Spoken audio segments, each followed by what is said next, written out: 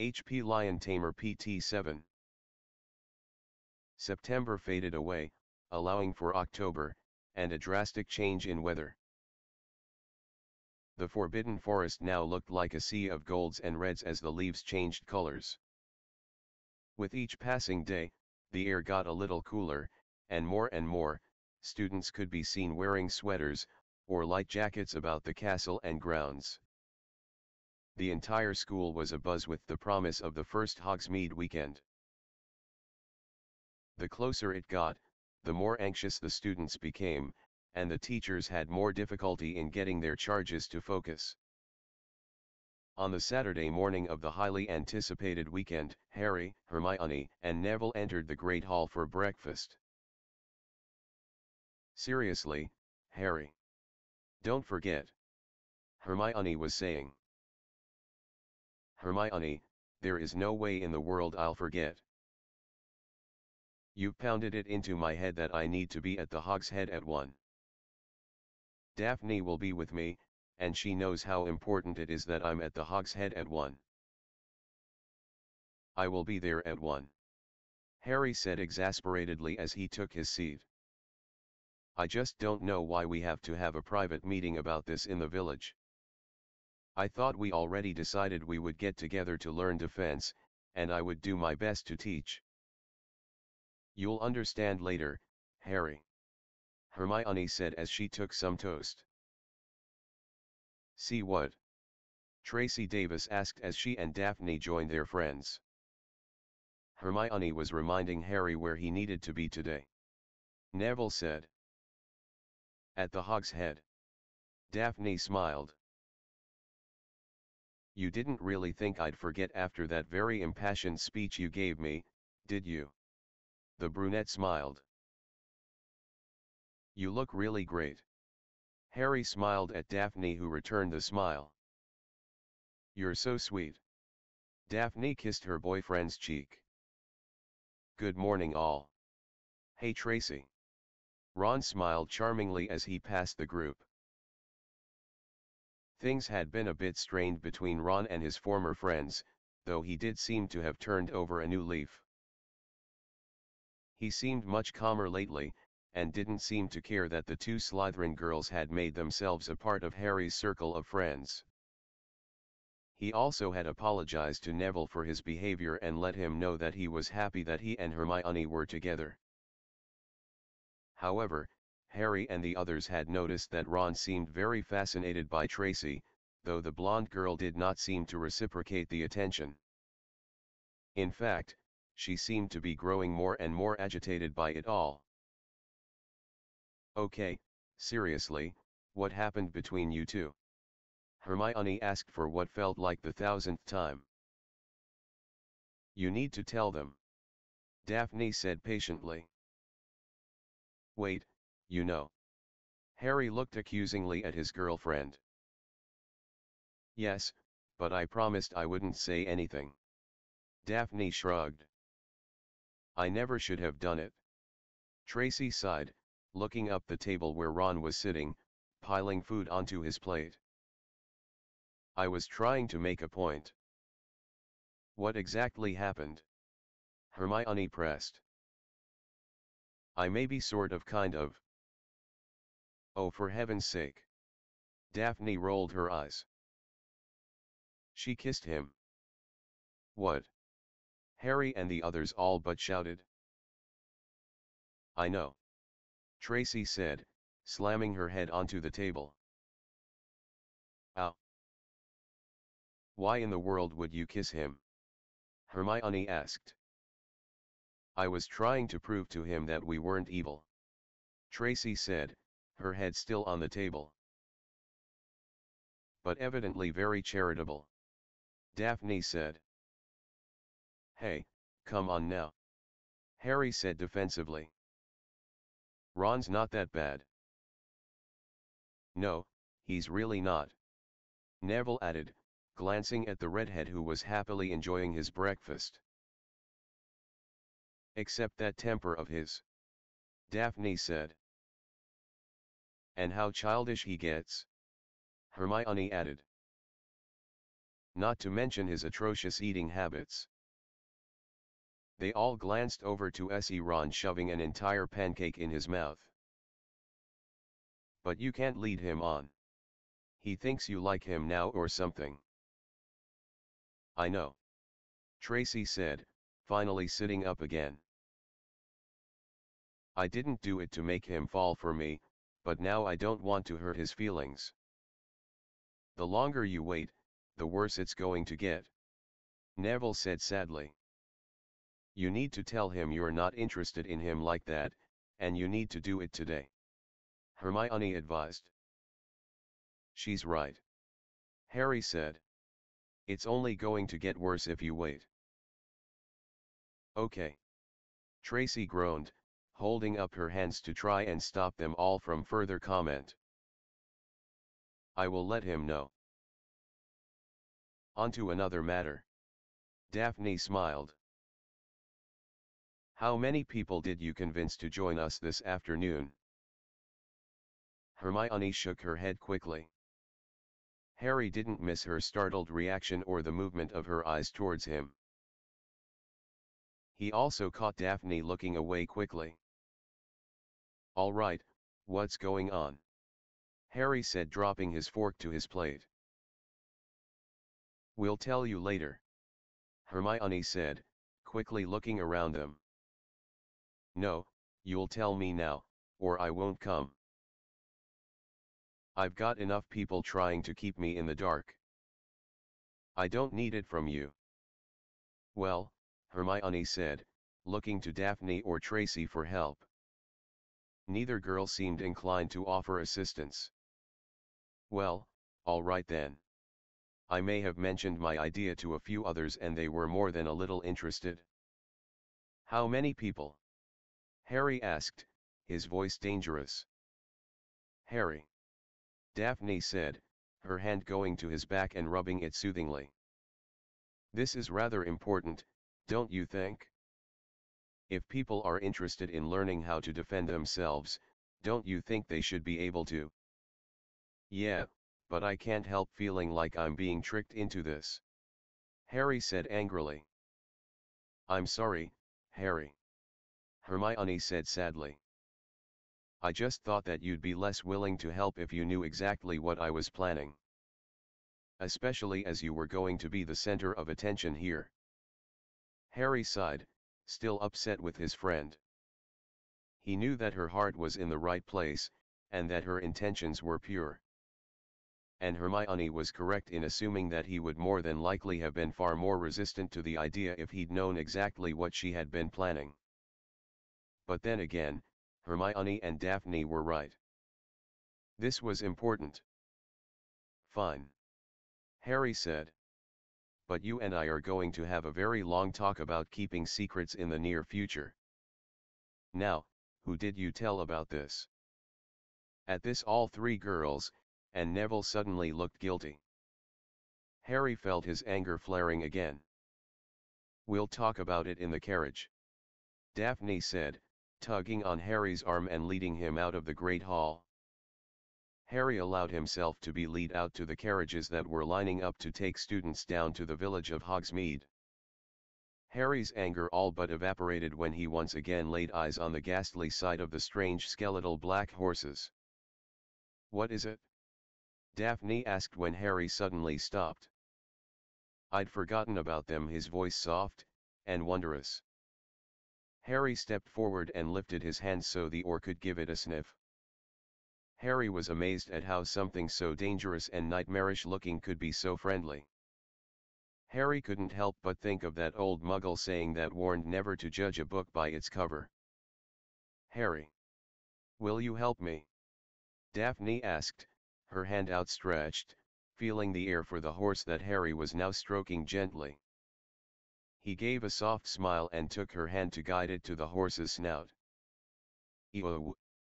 Daphne shivered when she felt the horse's tongue slip across her palm. It must have smelled the bacon you had. Harry chuckled. It's gross. Daphne shivered again. I just wanted to pet it, not get a bath from it. Sorry. Harry chuckled and moved Daphne's hand so that it made contact with the smooth skin of the skeletal horse. "What does it look like?" Daphne asked. "Strange," Harry said. "It looks like a winged horse, but like a skeleton." "Why can I see it, and you can't?" "I don't know," Daphne said thoughtfully. "It sounds familiar, but I can't think of what it might be." "Come on, let's get to Hogsmeade." They got into the carriage and it began its journey to the village. "So, who else knows about this little experiment of Hermione's?" Harry said, his irritation returning. "Harry, I know you're upset, and I'm sorry for my part in it. I didn't realize that Hermione wasn't telling you everything," Daphne said softly, reaching out to take his hand. "But we all think that this is a really good idea." "You're stalling." Harry eyed her carefully. Daphne sighed and nodded. "You're right, I am." "Why? Just tell me." "Okay," Daphne said. She took a big breath and let it out slowly. "Hermione asked us to feel out people who could be interested in learning from you. There was, as I'm sure you could guess, very little interest in Slytherin, though we did get 3 people, 2 of which you've already spoken with." "Astoria and Millicent?" Harry asked, trying to keep calm. "And Blaise Zabinai. He doesn't hang around Malfoy, and considers himself to be a bit of a loner." "Can we trust him?" Harry asked. "He's arrogant, and a bit full of himself, but he's also quite honorable. I think he can be trusted." There was a lot of interest in Hufflepuff, and a few Ravenclaws. From what Hermione said, there was also more than a handful of Gryffindors willing to learn from you. "Wait, Astoria's a second year. She won't be able to come to Hogsmeade," Harry said. "She'll be informed of everything later. All you got to do is come to the Hog's Head, and let Hermione take care of the rest." In the meantime, Daphne smiled as the carriage came to a halt. "You can show your girlfriend a good time in the village." Harry couldn't help but smile as Daphne jumped out of the carriage and turned to wait for him, a huge smile on her face. He'd been suckered into this whole thing, and was admittedly a bit angry about it all. At the same time, he couldn't help but be reminded how important it all was every time he attended Umbridge's class. Harry soon forgot his concerns as Daphne led him through the shops of Hogsmeade. They stopped into Scrivenshafts for some new quills, and Daphne humored Harry and allowed him to stop into Zonko's. Though she did tell him that if he spent too long, she would demand to be taken to Madame Pootafoot's. Harry had heard horror stories from other guys about the wretched tea shop, and decided it best not to linger, in case his girlfriend made good on her threat. "I think we have time to get lunch at the Three Broomsticks," Daphne remarked as they left Honeydukes, where they had both restocked their own personal sweet stocks. "That would be good. I'd hate to face the masses on an empty stomach," Harry said, taking Daphne's hand. "Oh, stop it." Daphne smiled, nudging his shoulder with her own. "I promise to protect you." "Well, now I feel better," he smiled, and Daphne couldn't help but chuckle at him. She knew he hated his fame, and the unwanted attention it brought. She also suspected this was the main reason he was so anxious about leading their group and teaching defense. But there was something more to it. Something he hadn't mentioned at all. Was it self-doubt? Or something more? Daphne knew she'd have to be patient, and wait for him to give voice to his concerns. After lunch, the two headed up to the Hog's Head where Hermione, Neville, and Tracy were supposed to meet them. The Hog's Head was in very poor shape, Harry noticed. It looked to be in only slightly better shape than the Shrieking Shack. They opened the door, and were unsurprised to see how absolutely filthy it was inside. The barman was wiping a large pint glass, and it appeared he was wiping dirt on, rather than the opposite. There was a thick layer of caked-in dirt on the floor, and the tables and chairs all looked ready to collapse. There was very little sunlight, as each and every window looked as if they'd never once been cleaned. There was also a very pungent smell that reminded Harry of a petting zoo he'd once visited on a school trip when he was very young. "Over here!" Hermione called out, breaking the thick silence. Hermione had chosen a table in the furthest corner of the pub, with Neville at her side, looking as nervous as Harry and Daphne felt. "I'm beginning to think meeting here was a horrid idea," Daphne said as they joined their friends. "Don't be silly." Hermione smiled. "This is perfect. It's totally away from over-attentive ears." Daphne looked around the bar skeptically. It was true that the bar had a shady reputation, and now that she was there herself, Daphne could see why. There were only 4 other people in the bar, 2 of which were talking to each other in very hushed whispers on the other side of the room. A woman in a very long veil sat by herself, and a man covered in dirty rags and bandages was drinking at the bar. "I got butterbeers for you both," Hermione said, sliding the 2 extra bottles to Harry and Daphne. The bottles looked quite dirty, and Harry wondered how old they were, and began to wonder if butterbeer went bad. The door to the tavern opened again, and Tracy came in, followed by Millicent, who looked thoroughly disgusted by the bar. The door didn't even close before several more people stepped inside, including Ron, and his twin brothers, Fred and George. Parvati Patil and her twin Padma, along with Lavender Brown, who looked a little upset that her shopping trip had been interrupted. Blaise Zabinai walked in looking sharply about the tavern with a critical eye. Dennis Creevy, Dean Thomas, and Ginny Weasley entered, followed by Luna Lovegood, and Cho Chang, with her curly-haired friend, whose name Harry didn't know. A large group of Hufflepuffs came in at once, and Harry was sure it was every single 5th year in the Badger house. Lisa Turpin and Mandy Brocklehurst, along with Michael Corner and Anthony Goldstein of Ravenclaw, sauntered in. Finally, Angelina Johnson, Katie Bell and Alicia Spinnet and Cormac McLagan walked in, and went to the bar to order up butterbeers. Harry thought barman was going to start yelling or something. Clearly he didn't know what to make of his sudden upturn in business. Grumbling the whole while, the tall barman began serving up dusty bottles and taking handfuls of silver coins. When everyone was settled, Hermione stood up and greeted them. "Thank you all for coming," she said, her voice shaking a bit. "We all know why we're here, of course, and that's because we all want to learn how to defend ourselves." Since Professor, Hermione put as much venom in the word as she could. "Umbridge refuses to teach us. I thought it might be a good idea if he took matters into our own hands, and really learned to use spells, and not just theory. So we can pass our owls." Michael Corner smiled knowingly at Hermione, who glared back. "Not only that, but to be prepared in case we have to protect ourselves or our families because he's come back. Lord VV Voldemort has come back." There were the usual gasps, and a few people who had been taking sips of their drinks began spluttering and coughing. Hermione waited for this all to pass before pressing on. "So that's our plan. If you want to join us, then we need to decide on a few." "Where's the proof?" someone asked. Nearly everyone turned to look at a tall blond boy, that Harry recognized, but was unable to remember his name. "Where's the proof that you know who's back? He hasn't been seen, and nobody's been killed and found with the dark mark over their home. So where's the proof?" "Dumbledore believes he's back."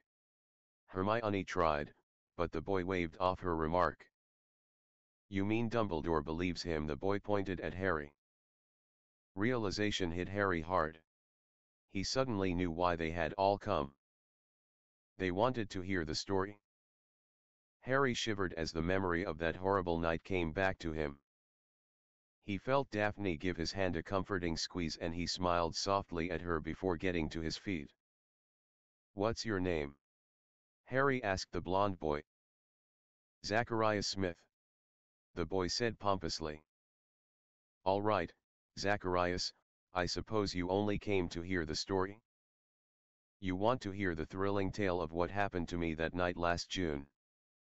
Zacharias didn't move, but kept his eyes locked on Harry's. Who else came because they thought they might hear some great adventure story? No one said anything, but Harry saw more than a few heads turn away in embarrassment. "That's what I thought," he said dejectedly. "Well, it's no fairytale story. There is no happy ending. I'm not going to stand here and tell you how brave I was, because I wasn't. I was scared out of my mind. I could barely think straight. That's what it's like. That's what it's really like in a real fight for your life. You don't get a timeout so you can think of a good spell to use. You get a split second, and whatever you come up with could very well be the last thing you do." There was a long silence as Harry looked at each and every face in turn. "Is it true you can produce a Patronus charm?" Harry turned and saw a pretty redhead girl smiling at him. "My auntie said you could." "Yeah," Harry said, a little off guard. "Honestly?" the girl asked. "A corporeal patroness?" "Yeah, it's a stag," Harry said, not exactly sure what was happening. There was a wave of murmuring. "Wow, Harry," Lee Jordan said. "I never knew that. I learned it in third year." "Will you teach us how to do it?" a blonde girl asked. "Yeah," Harry said, shrugging slightly. "Did you really kill a basilisk with that sword in Dumbledore's office?" a boy that Harry recognized as Justin Finch Fletchley asked in open awe. "How'd you know about that?" Harry asked in wonder. "I had to go up to his office last year, and one of the portraits mentioned it." "Is it true?" Yeah," Harry said, suddenly embarrassed. "He also stopped you-know-who from getting the Sorcerer's Stone in first year," Neville pointed out. "And he fought the dragon, and the mer-people and only Merlin knows what else last year," Daphne added. Harry waved his arms quickly. "I had help on virtually all of that, and more than a little luck." "Not with the dragon," Justin said. "You faced Voldemort on your own in first year," Hermione reminded him. "And last year. But we've gotten off the point, which is that we all want to learn how to defend ourselves." "Well said," someone said, and there was a general agreement on that fact. Hermione pulled out a rolled-up piece of parchment, looking at Daphne, and then at Tracy, who was smiling a bit too wickedly for Harry's liking. "I know there are a lot of you involved in Quidditch and other things, and we don't have a place in which to gather at this moment. And also, as we don't really want people blathering about this, we're going to ask that if you're serious about joining us, that you come and sign your name on this parchment as a sort of agreement." That seemed to bring the excitement down a bit. "They're nothing for you to worry about," Tracy said confidently. She got up and put her name down first. Neville and Hermione followed, and then Daphne wrote her name on before passing it to Millicent. The fact that 3 Slytherins signed up without protest seemed to encourage others who were a bit resistant. And soon everyone had scribbled their name onto the parchment before Hermione rolled it back up and slipped it into her bag. "We plan on meeting at least once a week, and before anyone gets upset, we're going to make sure it doesn't interfere with anyone's Quidditch practice," Hermione said. There were several sighs of relief, and Harry saw Angelina Johnson smile proudly. Almost as one, everyone got up and began to leave the pub until finally only Harry and his friends were left. Harry noticed Ron had lingered a bit, and had been watching Tracy, before he finally left them alone. You still haven't talked to him, have you? Harry asked. Tracy's cheeks pink and she shook her head. I'm going to, I promise. I just hadn't seen him since breakfast. Harry nodded, and he could see that Tracy was dreading the coming confrontation, but he knew she would keep her word. He didn't envy the girl, and hated to imagine how Ron would take the rejection. We still have some time before we need to head back. Daphne smiled, taking Harry's hand. Let's take a walk. They waved to their friends, and the two set off towards the shrieking shack. You were really great in there, Daphne said softly.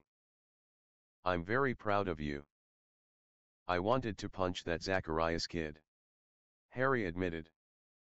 You can't blame them for being curious, Harry. Can you say honestly that you wouldn't want to know the story if it had happened to someone else? Harry thought about THA for a few minutes before admitting he'd likely be just as curious. I wish it had happened to someone else. Harry sighed. But it didn't. And you proved how strong you really are by coming back. By living to tell the tale, so to speak. In fact, you might think about doing just that. Perhaps if people heard from you exactly what happened, maybe they'd start doing something. I don't know. Harry sighed. Harry, I know it must have been horrible, and I'm not going to pretend it didn't affect you, because I can see it in your eyes whenever the subject comes up. Daphne said calmly, turning him to face her. But you could be saving a lot of lives by sharing your story, lives that will be lost because of what Fudge is doing. Harry nodded. He knew that she was right, of course. Maybe it was his responsibility to the rest of the magical world to do what the government seemed to be refusing to do. To warn the people, and make them aware of the growing danger that lurked in the shadows. What are you suggesting? Harry asked. Daphne stood on her tiptoes and kissed him softly. The kiss became more passionate as Harry wrapped his arms around her tightly, and Daphne moaned softly. She clutched the front of his cloak and pressed herself into his embrace. Slowly, they broke the kiss, and stared at each other for a long time. We'll figure something out. She smiled, running her hands through his hair, before kissing him again.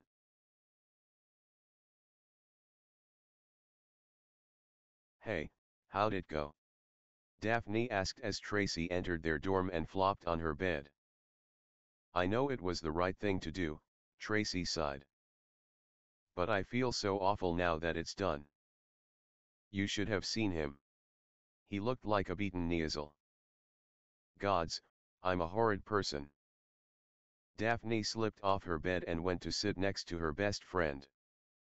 You're not horrid, Daphne said, pushing Tracy over so she could sit down. So, tell me what happened. Well, I caught him just as he was leaving the Great Hall, Tracy said, sitting up on her bed. I told him we had to talk, and his eyes got real big, like he was excited. We walked to the Transfiguration corridor, and I told him that I was sorry. Oh Merlin, his face. Tracy shook her head, and Daphne noticed her blonde friend had tears in her eyes. He looked like I'd just smacked him. I told him everything, you know. How I didn't like him in the romantic sense, and how kissing him was supposed to make a point, and not to show I liked him or whatever. He just stared at me for a few moments before he just sort of crumbled. His shoulders sagged and his head fell. I felt like I'd been stabbed in the heart. Oh, no. Daphne said, wrapping a comforting arm around her friend. I completely crushed him, Daph. He said that he should have known, and why in the world would any girl like him? I told him that I thought he was a good guy, but that he needed to grow up a bit if he ever wanted a girlfriend. He just sort of shrugged. No wonder you feel so horrible. I can't even begin to imagine facing the same situation, or what I would have said. Tracy leaned into her best friend. I wish I did feel something for him. No, you don't. Daphne said firmly. You're just feeling bad because you had to break his heart. He'll get over it eventually, and maybe he'll be better off for it. Maybe. Tracy shrugged. I suddenly feel like a terrible friend. Daphne said, looking guilty. What? Why? Tracy asked, looking up at Daphne, who was now slipping off Tracy's bed. I've spent all this time talking about Harry and getting your help with him, and this whole thing with Ron made me realize that I have no idea who you fancy. Tracy smiled slightly. To be honest, I don't know that anyone has really got my attention any more than anyone else. Though, I do kind of like the Weasley twins. Really? Which ones? Daphne asked, a bit surprised. Why do I have to choose? Why can't I have them both? Tracy gave a very sultry smile, and winked at her best friend. Oh gods. I don't need that image in my head. Daphne said, snatching up her pillow and flinging it at Tracy. The door to the Hog's Head Tavern opened and Albus Dumbledore stepped into the dingy pub, with a slight smile on his face as he took a seat at the bar. Good evening, Abe. Albus smiled. Al the barman nodded, pulling a dirty glass from under the bar and pouring the headmaster a decent shot of brandy. Knew you'd be coming by tonight. I thought you might. Albus smiled gratefully as he took the glass and sipped the drink. I heard you did a fair bit of business this afternoon. As if you weren't aware. Abe scoffed at his older brother. What exactly is going on up at that school of yours? Dark times, I'm afraid. Albus sighed. Well, far be it for me to advise the great Albus Dumbledore, Abe said haughtily. Albus chuckled as he sipped his drink. But, I think it's time you let the boy in on the big secret, and start preparing him for what's coming. Screw the ministry. They're obviously too idiotic to recognize the threat, or too afraid. Either way, you need to do what's right, and stop protecting the kid. I saw him there today, Al. Abe nodded towards the back corner where earlier in the day, Harry Potter had convinced other students to join him in learning to fight. It had been Aberforth's first experience watching the boy, and he'd been very impressed with the famed savior of the magical world. He's as charismatic as you were, and people will follow him, whether they believe his story or not. All those kids that were here with him, he had them eating out of his hands. Harry deserves to have a childhood. He deserves to be happy. I cannot even think of burdening him. Bullshit. Abe said angrily, pounding his fist on the bar. Damn it, Al, the kid's never been happy. If you truly wanted him to have a happy upbringing, you would have done whatever it took to make sure Black never went to prison. Aberforth Dumbledore held up his hands before his brother could argue. I know you were only trying to protect him, but even you need to realize that you screwed up. I've talked to Hagrid, I know about what his life was like at that place. And don't get me started on that damn tournament. Albus frowned a bit, not surprised his trusted gamekeeper had told Harry's tale.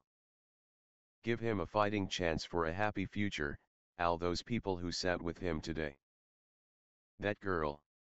Aberforth shook his head, the tiniest hint of a smile appearing for the ghost of a second on his weathered face. I'm no expert, Al, but even I could see that there was something special there. He's only 15. Albus sighed, looking at his younger brother, who only shook his head. And from what I've heard, much more a man than most. Al, you owe it to him to teach him. We aren't going to be around forever, and once you're gone. Silence fell between the brothers, and Albus Dumbledore, arguably the wizarding world's most brilliant being, felt completely lost. This argument had been repeated between the two brothers for several years, though in the last year, it had become a much more heated debate. But tonight, as he sat in his brother's pub, Albus Dumbledore slowly began to realize that perhaps his younger, more impetuous brother was indeed correct. Perhaps it was indeed time to begin helping the savior of the wizarding world for his reckoning. Harry and his friends had spent Sunday searching the castle for a suitable place where they could secretly learn to use defensive spells to no avail. Every place they looked was too easily located, or too easily breached. "Harry, what about the chamber?" Hermione asked while they were wandering through the corridors Sunday afternoon. "What chamber?" Tracy asked. "You're not serious, Hermione," Ron said, rather horror-struck. He had joined Harry and the group after lunch. Things were tense between the redhead and Tracy, who had remained uncharacteristically quiet all during their search. "You can't really be serious," Harry said, backing his estranged friend. "It's actually a good idea. How would anyone get in there without your help?" Hermione said pointedly as she stared at Harry. "What chamber?" Daphne asked. "We don't even know what else is down there," Harry pointed out. "So, we go down there and look. Make sure it's safe." "What chamber?" Tracy and Daphne asked together, finally gaining the attention of the Gryffindors. "The Chamber of Secrets," Harry said, looking at Daphne. Both Slytherin girls' eyes went wide. "You actually know where it is?" Daphne asked, taking Harry's hands and staring into his emerald green eyes. "Yeah, I fought the basilisk there," Harry said, still looking at Hermione. "Can we go there? Like right now?" Tracy asked. Hermione began smiling, while both Ron and Harry looked uncomfortable. Neville simply looked confused. "How about it, Harry?" Hermione smiled. "I never got to see it." "Come to think of it," Ron started, but Harry turned to face him. "Not you too." "What?" "I was busy with Lockhart, and trying to clear the cave-in so you could get out. If I'm going to be honest, I am a bit jealous that I didn't get to see the place." Ron shrugged. "Let's at least take a look and rule it out as a possibility," Hermione said. Harry looked at all their expectant faces and then began to lead them to the second floor and Moaning Myrtle's bathroom. Hermione and Tracy went in first to make sure the restroom was empty. Once they got the all clear, Harry and the others entered the bathroom, and Harry went right to the sink with Slytherin's mark. Taking a deep breath, Harry whispered the command to open in Parcel tongue. Just as it had 3 years ago, the sink slipped aside, and Harry and his friends looked into the deep dark hole that led to the cavern that held the chamber of Salazar Slytherin.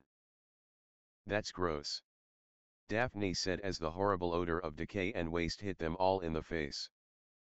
"It's not any better down there," Harry said flatly. "Come on, you wanted to see it." Taking out his wand, Harry was the first to slide down the large drain pipe and down into the dark.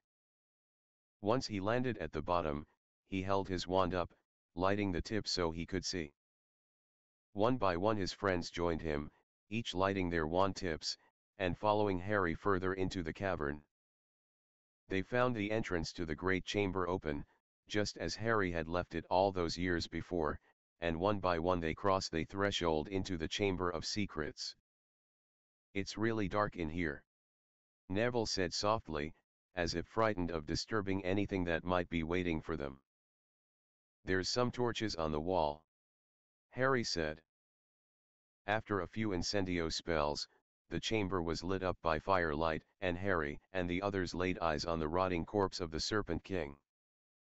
"I can't believe you really fought this thing," Daphne said, using her sleeve to cover her nose and mouth. "Is this the entire chamber?" Tracy asked, looking around. The room was quite spacious, with the focal point being the giant stone head of what Harry could only guess to be Slytherin himself. "I never really explored it," Harry said. "I was rather preoccupied the last time I was here." "Well, it certainly fits our size requirements." Hermione shrugged. "Yeah, but don't you think Filch, or someone might get a bit suspicious when they see some 30-odd student all going into the girls' loo? Especially boys? And then what happens when they go in to investigate, and no one's there?" Harry said, looking pointedly at Hermione, who must have just realized the flaw in her plan. "That would look more than a little suspicious." Daphne agreed. "So, we're sunk?" Neville asked, disappointment in his tone. "No," Hermione said, coming up beside him and allowing her new boyfriend to envelope her in his arms. "We just haven't found what we need. There's a solution to our problem, we just need to find it." "In the meantime," Tracy said, looking at the entrance to the chamber, "we might have another problem." When everyone turned to look at her, she gave a weak smile. "How exactly do we get out of here?" "Oh." Harry looked very confused. "I didn't think of that. Last time, Dumbledore's Phoenix got us out." "Well, there's got to be another way out of here," Hermione said, pulling away from Neville. "Where did the basilisk hide?" "He came out of the statue's mouth," Harry said, heading over to the statue, and commanding it to open in Parselmouth. The mouth slid open as Harry had seen it do when the last heir of the founder had ordered it to. Harry lit up his wand, and climbed into the open maw of the statue. "Harry, be careful," Daphne urged. "There's a room in here," Harry called out. Harry was soon joined by his friends in a large circular room. There was a total of 2 doors. The first was the one they had come through that led into the chamber. The second was a very large opening in the floor. It was filled with black water, which Harry guessed might lead to the Black Lake. "So, no secret staircase, huh?" Tracy remarked. "We could swim," Ron said, looking distastefully at the black water. "We can't be sure where it leads," Hermione remarked. Harry suggested they go back and see if there were any other rooms. They spread out in the main chamber, but couldn't seem to find any other doors. They finally reconvened in the main hall next to the corpse of the Serpent King. "Seems odd that this place is called the Chamber of Secrets, when the only secret is the dead snake," Tracy said disappointedly. "It does seem strange," Hermione agreed. "It's really disgusting down here," Ron said, wrinkling his nose. "Do you think the house elves don't clean in here because they don't know where it is?" "House elves?" Harry whispered, his eyes suddenly wide. "Dobby." There was a loud pop, no doubt amplified by the vastness of the chamber, and there before them was a Dobby the house elf, his eyes shining with pride as he looked at Harry. Dobby is overjoyed to be seeing the great Harry Potter once again. Dobby has been wanting ever so much to visit with Harry Potter, but Harry Potter has been so busy. But Dobby is now being called to serve the great wizard. How happy this is making Dobby. What's going on?" Daphne asked, staring at the little elf with the large bat-like ears and the tennis ball-sized eyes. "This is Dobby." Harry smiled. "He used to belong to Malfoy until I helped free him." "I don't get it." Tracy looked confused. "How could you free Malfoy's elf?" "It's a really long story," Harry said, turning back to Dobby. "Dobby, we're in a bit of a pickle here. Can you help us get out of the chamber?" "Of course I can, Harry Potter, sir. Where would you like me to take you?" "Dobby?" Hermione asked, stepping forward. Is there any place in the castle that we could use to learn magic without anyone finding us? Dobby began bouncing on his little feet, a broad smile on his face. What Miss needs is the come and go room. It is a wondrous room, becoming anything you could ever need. We elves be using it when we need extra cleaning supplies. The come and go room? Harry asked, puzzled, but something seemed familiar. Could this room become a bathroom if someone really needed one? Absolutely, Harry Potter, Sir. Dobby smiled brightly. Shall I be taking you all there now? Dobby instructed them all to hold hands tightly, and then he took Harry's hand with a chirp of excitement. The group landed in a pile in a familiar hallway. Where are we? Ron asked. The 7th floor. Neville said, sitting up and helping Hermione. How do you know that? His girlfriend asked. That's the portrait of Barnabas the Barmy. Dobby, I thought you said you were taking us to the come and go room. Harry asked. Dobby has, sir. It is here, waiting to be called. Dobby was still smiling as he watched the teens get to their feet. Harry Potter must think hard of what he needs and walk in front of this wall 3 times. Harry looked skeptically at his friends before concentrating on a large room where they could learn defense. He paced in front of the portrait, just as Dobby had instructed. On the 3rd pass, Harry noticed the faces of his friends lighting up with wonder. Harry turned to see what had so caught their attentions when he saw a door that had not been there before. The room of requirement, Harry Potter, Sir. Dobby said with a bow. Harry stepped forward to open the door, his friends following him inside the door. What they beheld filled them all with amazement. The room was vast. On one side of the room was a large bookshelf that was filled with hundreds of books on defense books. There was also a large shelf that held all kinds of defensive items, and a faux glass, much like the phony Moody had had in his office the previous year. On the opposite side of the room were several training dummies. There was a crate full of mats and pillows, and also a large cabinet filled with healing items. This is amazing, Hermione said as she drifted over to the books. Ron and Neville had gone to look at the training dummies, while Tracy checked out some of the sneak scopes. This is brilliant. Harry smiled. Thank you, Dobby. Dobby is always happy to help the great Harry Potter, Sir. Dobby bowed. If ever you be needing Dobby, just call out. With a pop, Dobby left to go back to his duties. Look at all this stuff, Tracy said, examining the medical cabinet. Everything we could ever need to learn how to fight is here. These books are full of really useful spells, Hermione said as she flipped through the pages of A to Z jinxes. There are also some books on Muggle fighting styles. That explains this, Neville said, holding a large staff. There's a whole armory of weapons back here. Look at this, Ron said, waving a large broadsword. Ronald, put that down, Hermione screamed, just as Neville ducked one of Ron's wild swings. That could be really useful, Daphne said, pulling Harry along with her towards the armory. Centuries ago, wizards sometimes used swords in duels.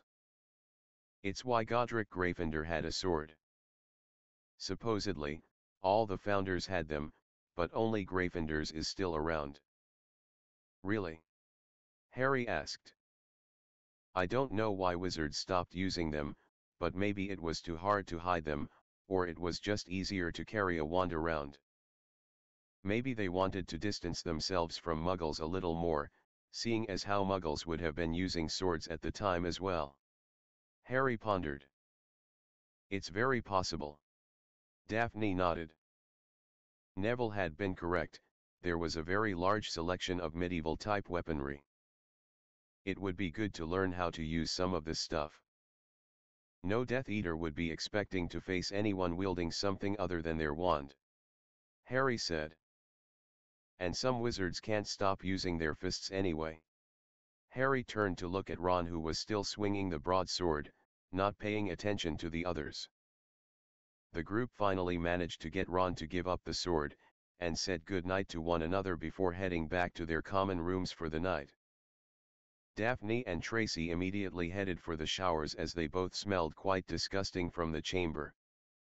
Harry and his Gryffindor mates all made it back to the tower. Hermione bade the boys good night and Harry opted for retiring to bed early as well. After a long hot shower to clean off the stench of decay, he climbed into his four-poster and laid down. He felt good about things at that moment.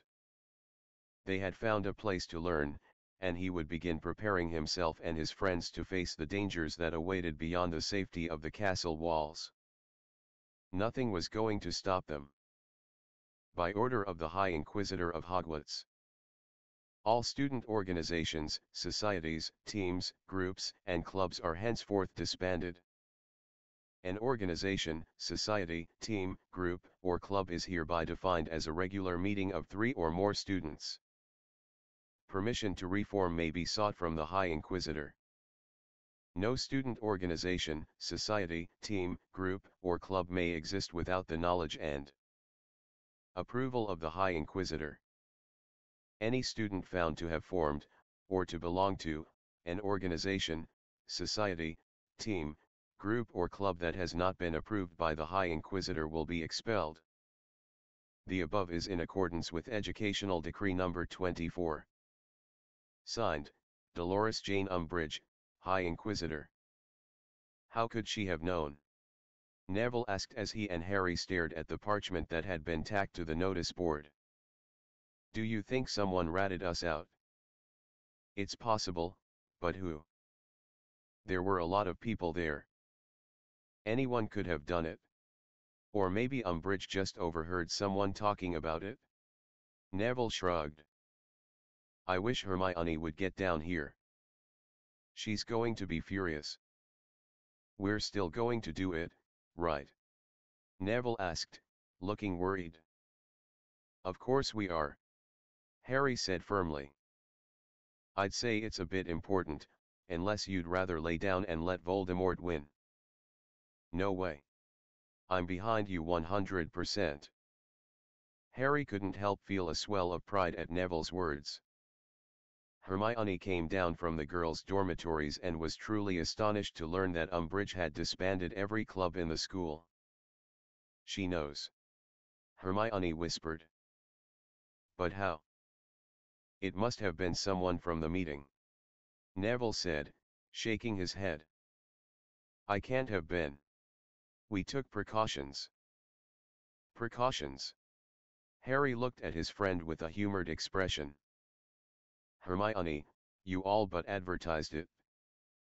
No. Everyone signed the contract. Wait a minute. Harry and Neville said together. What contract?